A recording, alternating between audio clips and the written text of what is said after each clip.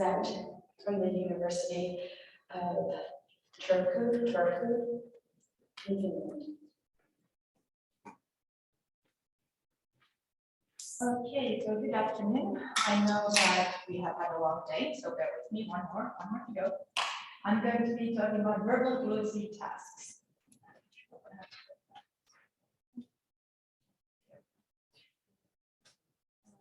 So overview of my presentation.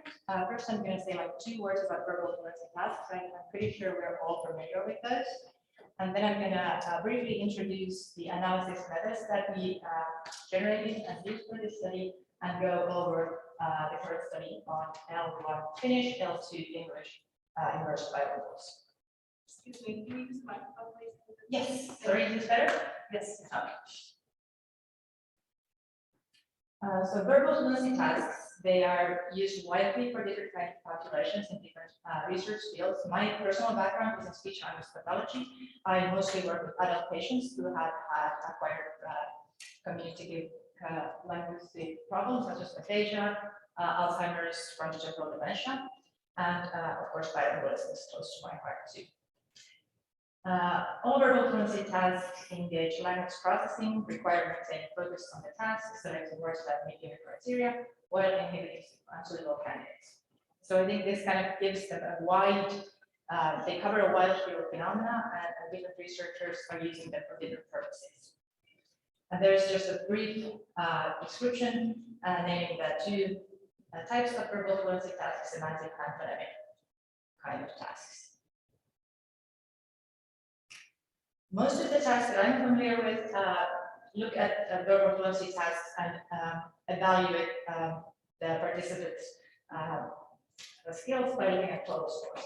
However, I feel as a clinical person that I've seen in the field is that these total scores rarely give us the full picture of what's actually going on with that, with language processing. And we strongly feel that this is a very nice, quick, easy task to use, and we could definitely do more with the data we can acquire from it.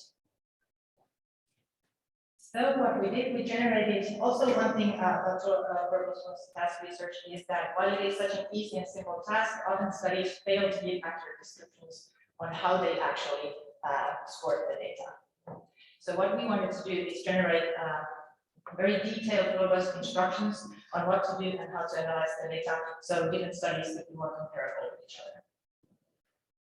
And this is what we did, and we generated, tested the analysis and generated instructions in a publication that has a very robust appendix, instruction manual for administration and scoring for verbal fluency tasks.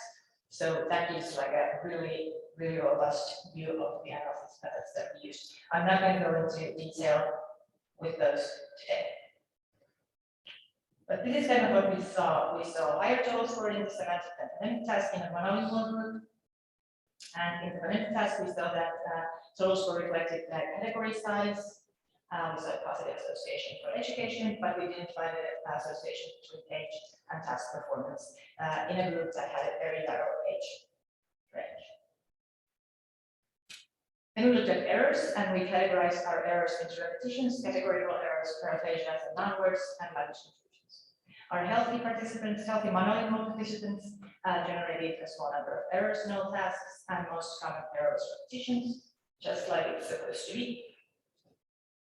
Then we looked at time segments, and we divided 60-second time into 15-second time segments, and saw that participants produced most words in the early stages of the task, and performance declined nicely and beautifully in both tasks towards the end of the task. Then we looked into clustering and switching, and I'm not sure how familiar you are with clustering and switching, so I'm going to say a few words about that. Clustering refers to the ability to produce words within subcategories. So if I'm naming animals, I might start with pets, then move on to wild animals, then move on to birds.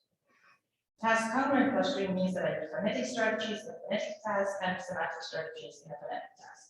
And this is relatively automatic, and it uses phonemic analysis in the PDF and semantic categorization in PS. And then also we looked at task discrete clustering, meaning semantic clusters in a phonetic task and phonemic clusters in a semantic task. And this can represent more intentional effort or strategies that people use when they're kind of running out of ideas. Switching is what happens between the clusters, so how able you are, how flexible you are in going back to a previous category or moving on to the next one. And of course, clustering and switching are very closely related, as the way we calculate clusters determines how many switches we make. In our control group, in our monolingual group, we saw that both the task common and main cluster size and switching nicely significantly predicted overall scores in both tasks, but there were no interactions between the two, so participants were able to use both strategies equally. Task different clustering showed that number of phonemic clusters in the SVF did not predict the overall score, but in the phonemic task, the number of semantic clusters did. So in the phonemic task, participants were able to use semantic strategies. Overall, our results were in line with earlier literature, so we felt pretty confident that this analysis method is a useful one and can be applied to different clinical populations, including bilingual populations. So what we know from previous literature in the wider field of bilingualism is that bilingual populations typically generate lower total scores than monolinguals, and this has been attributed to language interference, weaker semantic connections, smaller vocabulary, and in the phonemic tasks, performance can be similar, or bilinguals tend to outperform monolinguals. And this has been attributed to the fact that there might be less language interference in that phonemic task than semantic task, or a kind of bilingual advantage. But again, as these are total scores, I often feel that it's a lot of speculation that goes on. This might refer to that, this might refer to that, but I kind of wanted to dig deeper. In language attrition populations, meaning older immersed bilingual populations, phonemic tasks are scarcely applied, but what I've seen is that a similar performance between attritors and monolinguals has been found, and attritors have performed better in LT than F1. In semantic tasks, the one of black background there, semantic tasks are often included in test batteries. Typically, attritors are outperformed by monolinguals, but total scores have been shown to have not a good power in predicting if a person is an attritor or a monolingual. And also attritors perform better in L2 than F1. So, getting on to the good stuff, the current study, like we have done. So we have our group of attritors, our group of immersed older bilinguals, our L1 Finnish, L2 English speakers who are first generation immigrants who have immigrated from Finland post-puberty and lived in an LC environment for a minimum of 20 years. They have used English as their primary academic and work language during this time. The data we collected was 1 semantic task on animals and 3 phonemic tasks, K, A, and P in Finnish, and in English, 1 semantic task animals and 3 phonemic tasks, F, A, and S. And then we also looked at length of residency in years and frequency of L1 use and measured on a Likert scale, ranging from rarely to daily. Our monolinguals were the monolingual group that I just talked about. Their mean age was 62.5. They were native speakers who have always lived in Finland. They identify as monolinguals, but like was just said, it's really almost impossible to find a pure monolingual. So everybody has been exposed to at least one foreign language in school settings at some point in their life. And these two groups were matched for age, gender, and education. And same data in Finnish from this group. So what we found. For total scores between our monolingual and attritors group, we found that attritors generate fewer words than monolinguals, only in the semantic task. And then when we compared L1 and L2, we saw that attritors generate a higher score in L1 in both task types. So they did better in Finnish, in semantic task, and in the English task. And what we also found when comparing between the languages, we saw that more frequent L1 use supported overall task performance for total scores in both languages and in both task types.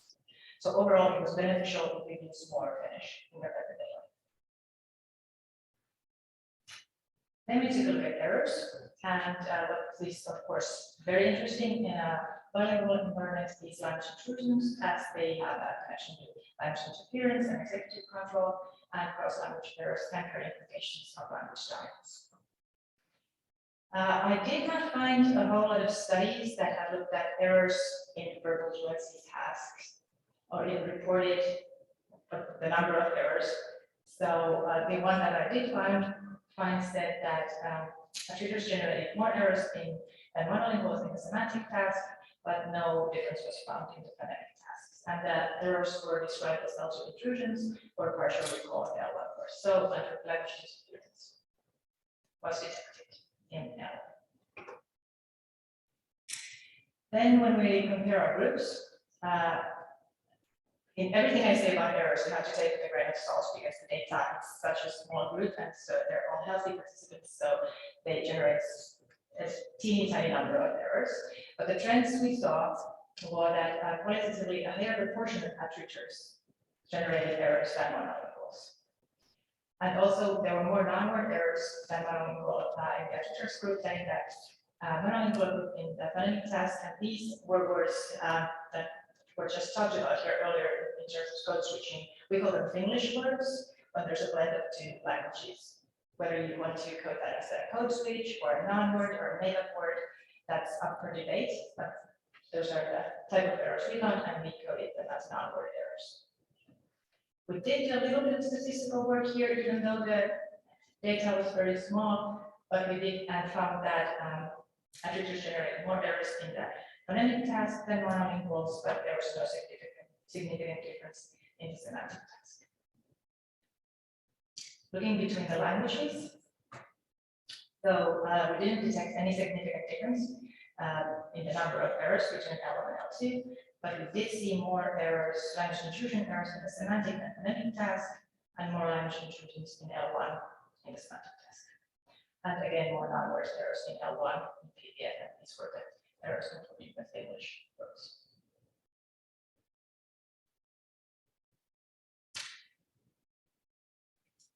Then we looked at the time segments, and this is come from earlier literature, previous literature. We know that young adult bilinguals show a slower initiation profile and more low frequency bursts overall than monolinguals, and bilinguals tend to demonstrate slower initiation in their non-dominant language. And we also know that the writers achieve more slowly than monolinguals.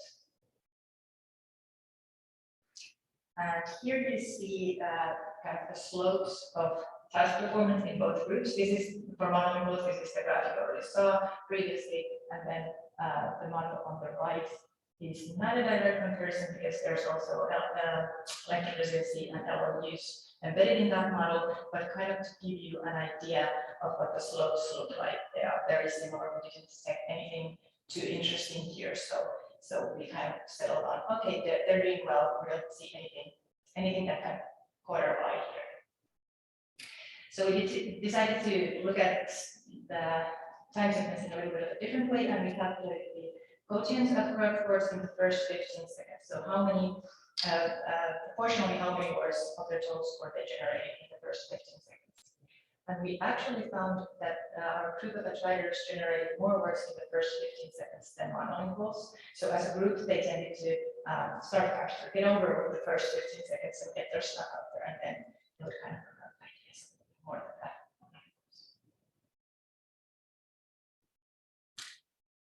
Then we compared temporal parameters between languages, and we found that attributors performed similarly in L1 and L2. We didn't find any significant impact for L1 use or length of residence for time segments. What we did find, however, is that writers generated smaller quotients than mono in L1 than L2, but that difference was not significant. What was significant is that we found that writers who used more L1 generated smaller quotient of words in the first 15 seconds of the task in both languages. So they started more slowly. Looking back here, we know that writers as a group perform more faster than monolinguals, but then when we look at the impact of L1 use within the writers group, it looks like the use of L1 actually slows them down in both languages. Does that make sense? Yes, no? Yes, okay, so that's all. Good, great. Okay, moving on to clustering and switching. I have, again, not seen too many studies about clustering and switching analysis in bilingualism altogether, and I have not seen any in the entire population. So please, if you know of any, send them my way. I'm more than interested to fill that gap in my knowledge. But what I did find was that in the semantic task, cluster size either does not differ between bilingual populations or bilinguals generate smaller clusters than monolinguals. In the phonemic task, cluster size doesn't differ between the groups or bilinguals generate larger clusters than monolinguals.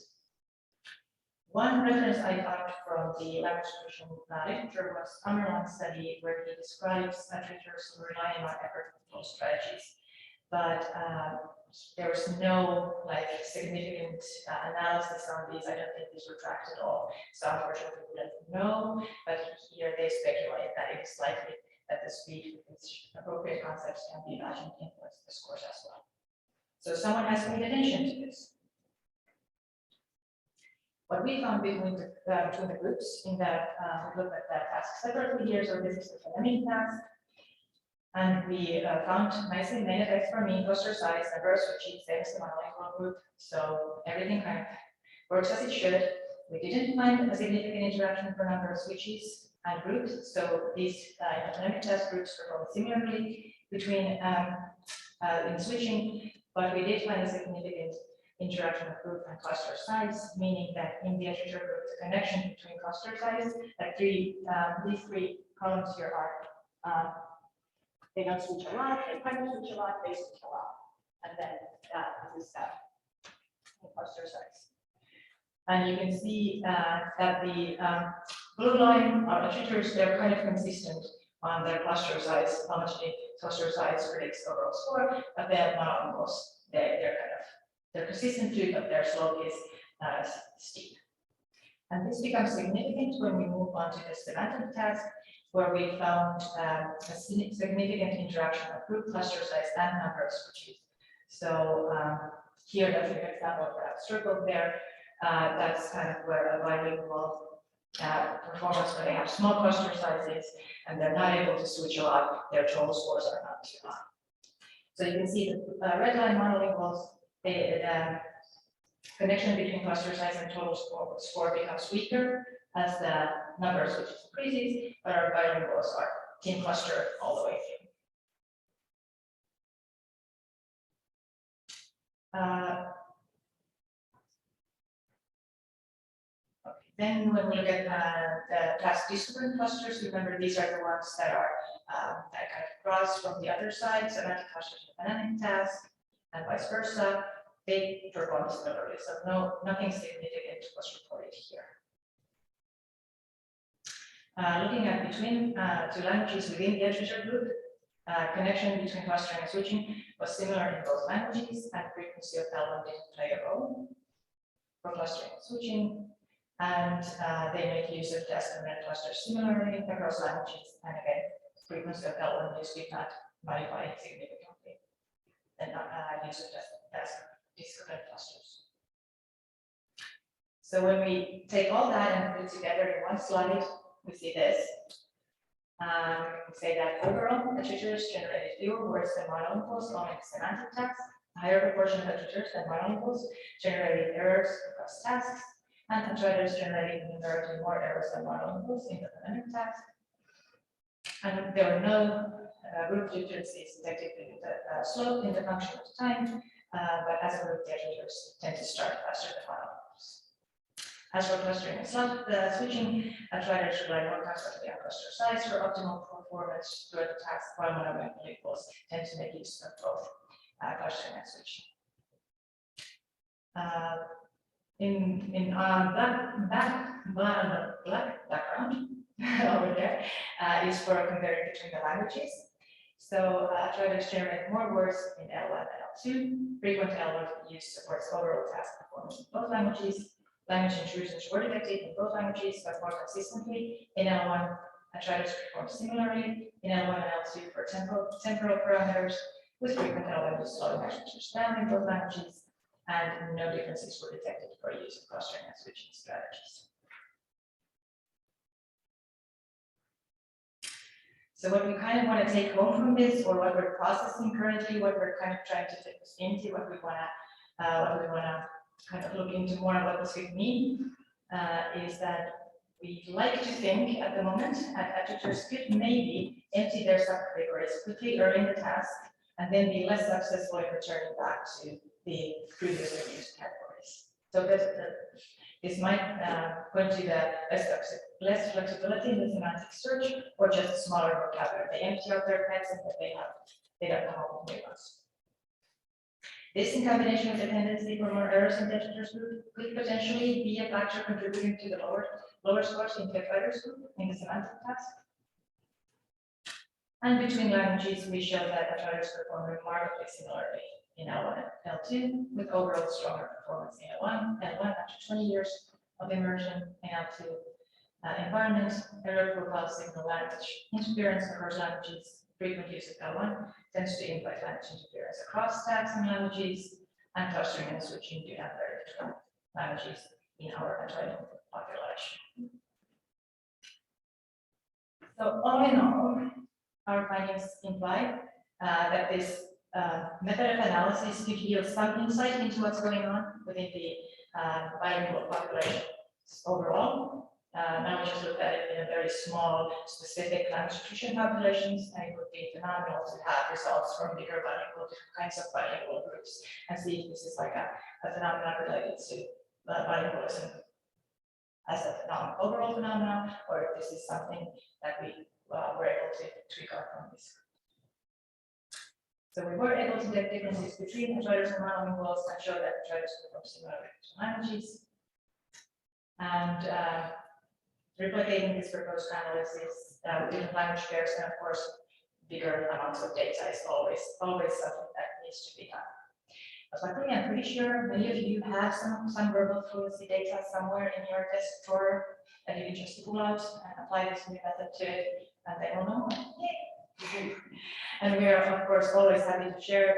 If you want to take a closer look into the analysis method, it's all there in the instruction booklet in our publication, and we will share the data and scripts on OSF if you want to play around with what we did and see how that would maybe apply to your population too. Okay, I think that's about it for me.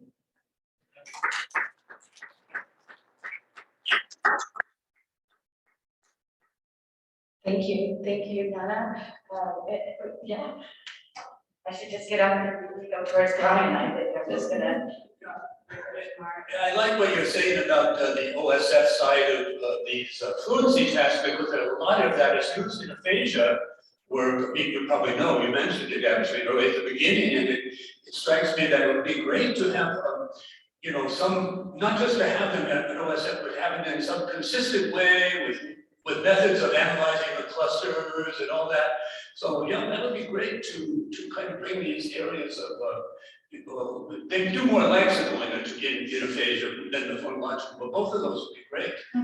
So there are some people like this fellow at OSU, Oregon State University, Gerasimus Fergetokis, is doing a lot of work on, has a grant to do this specifically, this kind of verbal fluency stuff. Yeah. So that would be, I think, a great thing. Yeah, thank you. Yeah, I think it's a phenomenal tool that we should just. My colleague is working on frontotemporal dementia. I'll apply this analysis to Alzheimer's and frontotemporal dementia. I think that's Alzheimer's too, right? Yeah, that's going to be really nice too. Yeah, well, that's also, they're not being brought together very much. Exactly, yeah.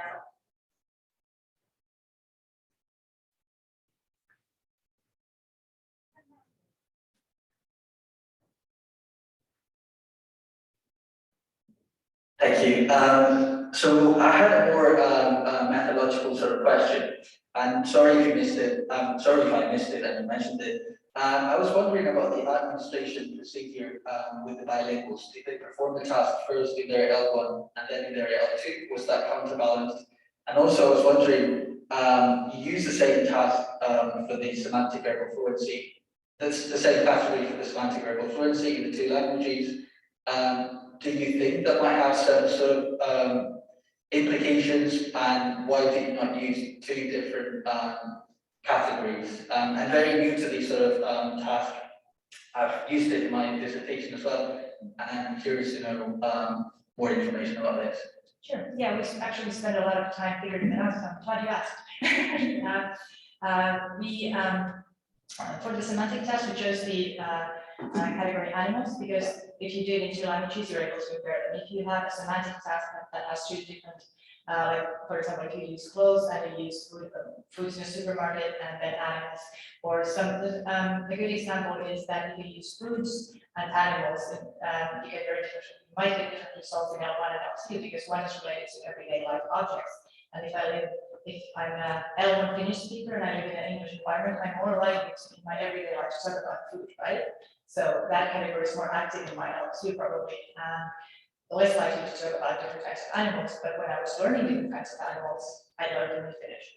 So that's why we kind of wanted to have that as a consistent category, and that we were able to measure them in this study. And also it's a category that is used a lot in different kinds of studies, so that's why we wanted to have a consistent there. And also, we have a previous study showing that there's very similar results in Finnish and English from that category, so that also gave us confidence to do that. And for the phonemic test, we chose the letters based on high-frequency dictionary approach for Finnish, and for English, we chose FAS because they're so frequently used in literature. And also in English, it's much harder to find a good dictionary, high dictionary approach, because the sounds are very different from the first letter. And this is actually something we debated in our publication on the monolingual group, as we were kind of wondering if that had an influence, and we checked that, and so that it checked out fine, in our opinion.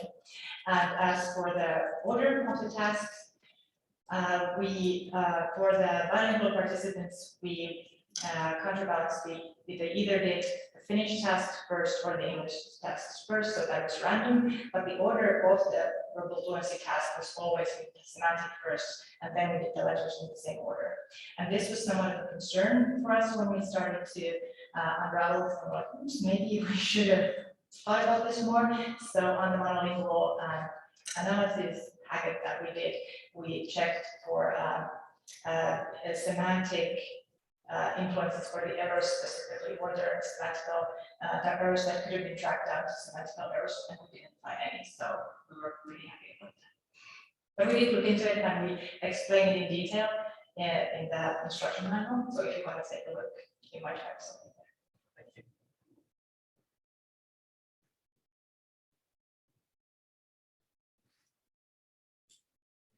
It looks like there are no more questions. Anna, thank you so much.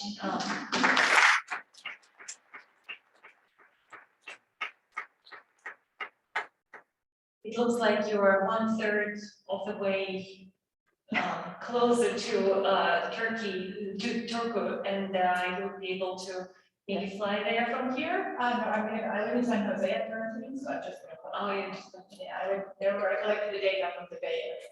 but thank you for that. Thank you everybody for all wonderful presentations today. While we are looking forward to tomorrow, we still have a reception that we have set up in the outside of the Zoom. So it's unfortunately we are at a state university that does not allow us to serve any alcohol.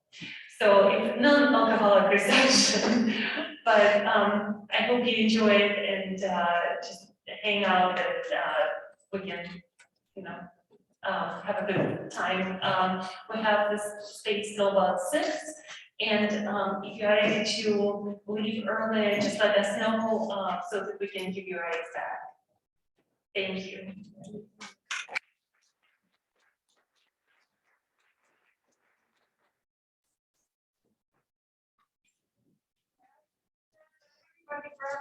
Things from the day or we will say somebody individual.